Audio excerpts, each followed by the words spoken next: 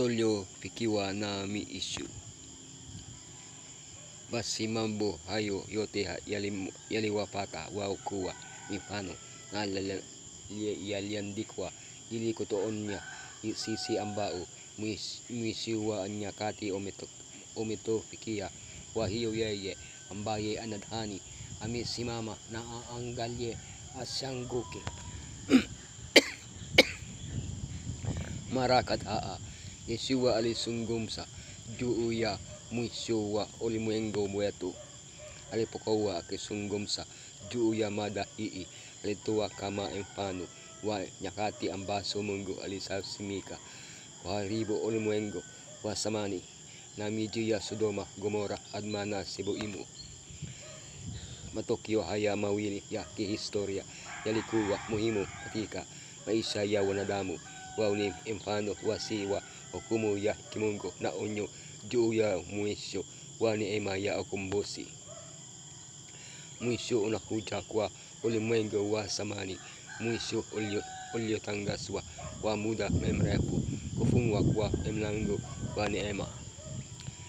Mwisho unakuja kwa miji ya Sodoma na Gomora, sababu za uharibifu, hukumu kabla ya uharibifu. Mwisho wa ulimwengu wetu unakuja, hukumu kabla ya mwisho wa neema. Mwisho unakuja kwa ulimwengu wa zamani,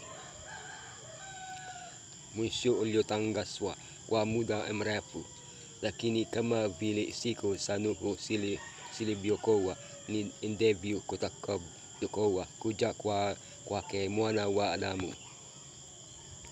Ulimwengu unasimama kana kwamba unazunguka nchi ya mizunguko wake. Kila kitu inatetemeka. Ghafla mbingu zinafifia kama vile zinakunjiwa wakati wake. Yesu anaonekana akijaza mbingu kwa utukufu wake, lakini wengi hawaipokei kwa kelele za furaha, lakini kwa kelele za shauku na hofu tupu. Kutoka kwa uso wa mwana kondoo Yesu alilinganisha mwisho wa dunia na siku za Nuhu. Ni mfano gani unaopata na maelezo katika Ufunuo? Ulimwengu ulitetemeka pamoja na mvua. Maji yalitoka ardhini yenyewe, lakini haikufanyika bila onyo. Kwa miaka 120 mhubiri wa haki alikuwa akionya juu ya gharika inayokuja.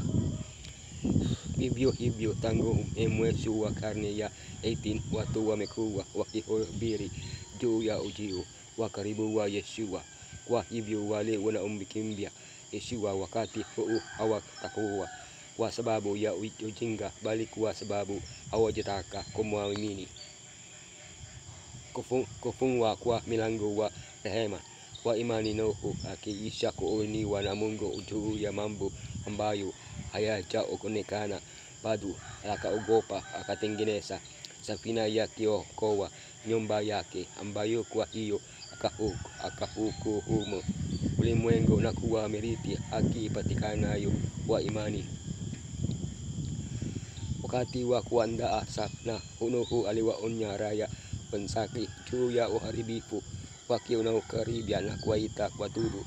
Siku 7 kabla ya tukio hilo, Nuhu aliingia ndani ya safina na Mungu akafunga mlango.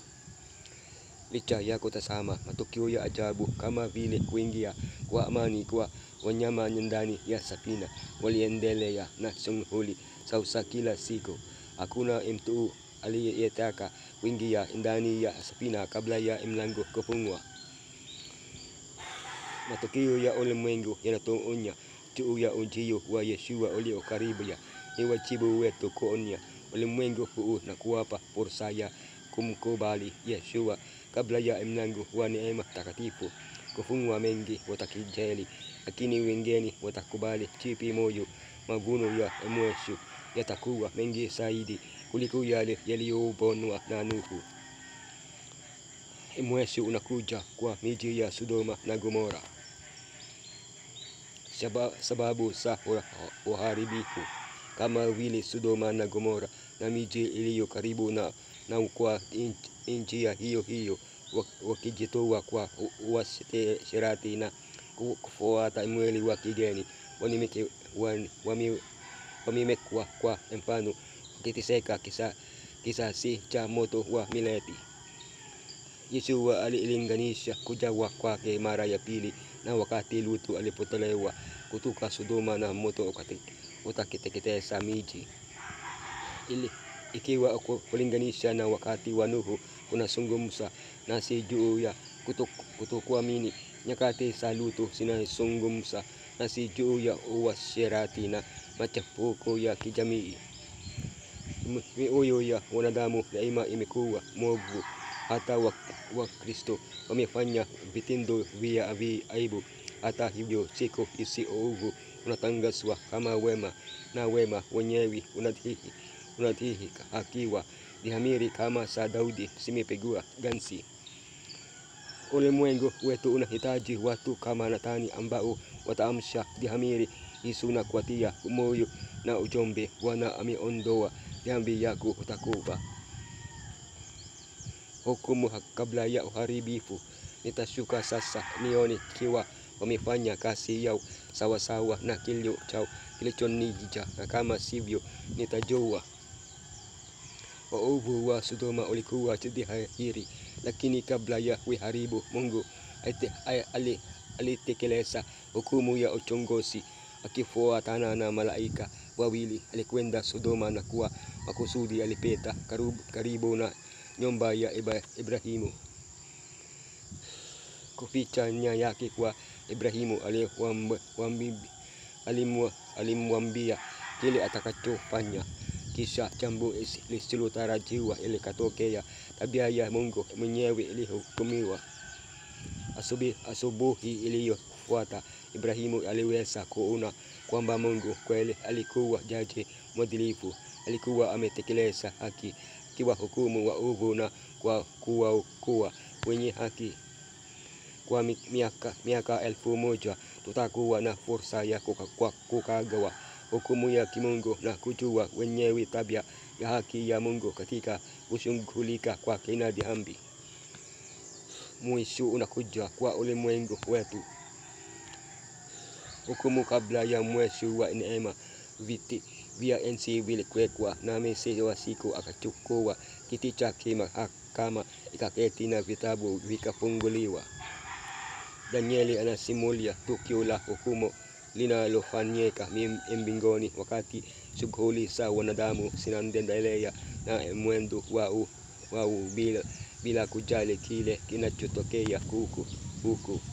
Katika hukumu hiyo kabla ya kuja kwa pili, Yeshua anatambuliwa kuwa anastahili mamlaka, utukufu na ufalme. Kisha atakuja kumaliza historia ya ulimwengu huu na kutufanya tushiriki katika ufalme wake wa milele. Je, Mungu anahitaji kutoa hukumu ili kuamua ni nani anayeokolewa? Yeye afanye hivyo, lakini malaika wake wanafanya hivyo.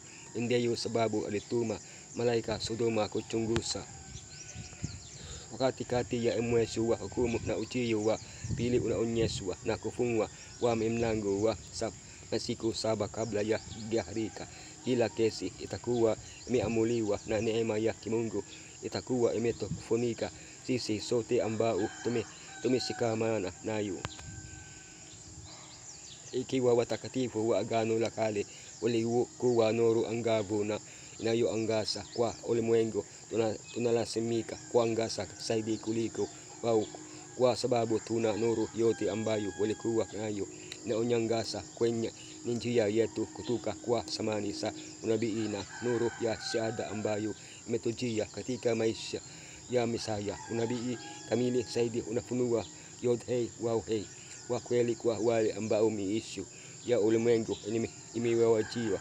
Mungu ana nuru maalum katika enzi hii ya ulimwengu, ujumbe maalum wa kutua katika kutangaza ujumbe wa malaika watatu, amri za Mungu na ushuhuda wa Yeshua Mesaya.